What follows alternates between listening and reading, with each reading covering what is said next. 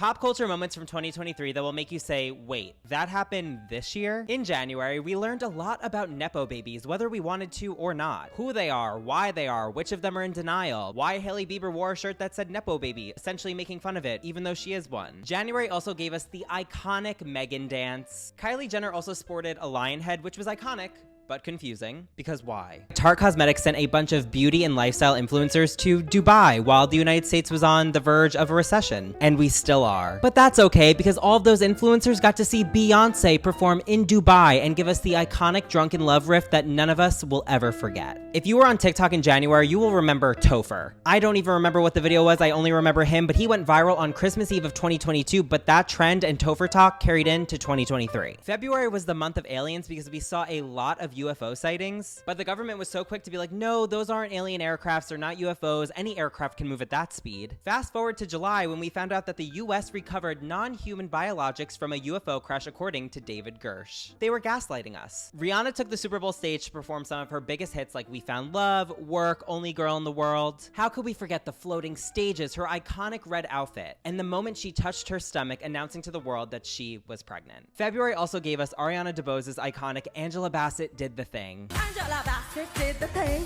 Viola Davis, my woman king. The last thing we had was that we had the eyebrow gate scandal of Kylie Jenner and Hailey Bieber versus Selena Gomez. We got one of the biggest bops of 2023 that was snubbed at the Grammys. Boy's a Liar Part 2 by Pink Pantress featuring Ice Spice dropped in February, ages ago. March was a rough one because we saw one of the biggest reality TV scandals of the year known as Scandoval. If you don't follow Vanderpump Rules, basically Tom Sandoval and Raquel Leviss became involved in one of the biggest cheating scandals when rumors surfaced that Tom Sandoval cheated on his girlfriend of 9 years, Ariana Madix. Taylor Swift kicked off the Eras Tour in Glendale, Arizona, which feels like decades ago. And the tour is still going strong. At the end of March, Melanie Martinez dropped her third studio album, Portals. My boyfriend became obsessed with it, so naturally, so did I. Straight bangers, bangers only. In April, another Coachella was in the books with Frank Ocean's set going down in history as a whole mess. From hurting his foot after falling off one of the Coachella bikes, to teams of people building an ice rink for his set that he then told them last minute that he didn't want, abruptly ending his show that he was late to because of curfew, and then dropping out of the second week of Coachella. More Coachella news that I completely forgot about. Zendaya returns to singing at Coachella, where she joined Labyrinth on stage to perform All of Us from Euphoria. Zendaya singing? You guys all remember Replay.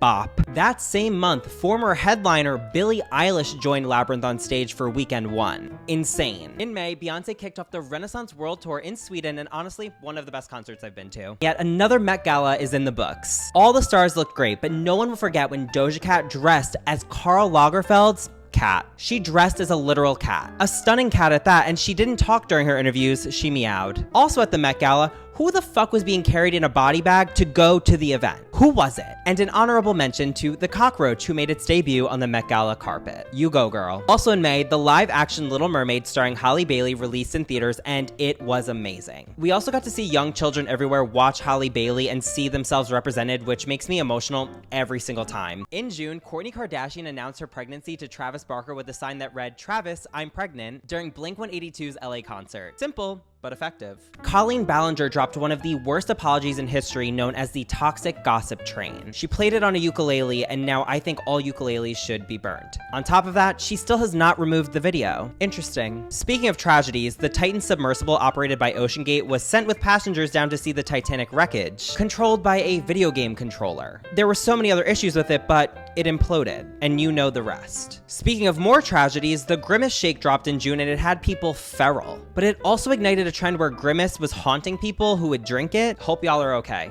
Again, June was filled with so many tragedies, but no tragedy as great as the one when we all went blind after we watched Kevin Leonardo post his Nair YouTube video. And we were all curious, don't lie. How could we forget about Barbenheimer kicking off the summer of 2023 with both films being all anybody could talk about? It was the year of Barbenheimer, and to be honest, that whole month was a pink blur with a little sprinkle of an atomic bomb. It was fun, it was chaotic, and I truly don't think I felt anything since. In July, Ariana Grande and Ethan Slater made headlines after Ariana Grande separated from her ex-husband Dalton Gomez. There were rumors that their relationship was on the rocks, and then Ariana Grande started dating her Wicked co-star Ethan Slater, who had separated from his wife Lily J. And now Ariana Grande and Ethan Slater are still together. We also got the iconic Kim vs. Kourtney feud over their Dolce Vita lifestyle.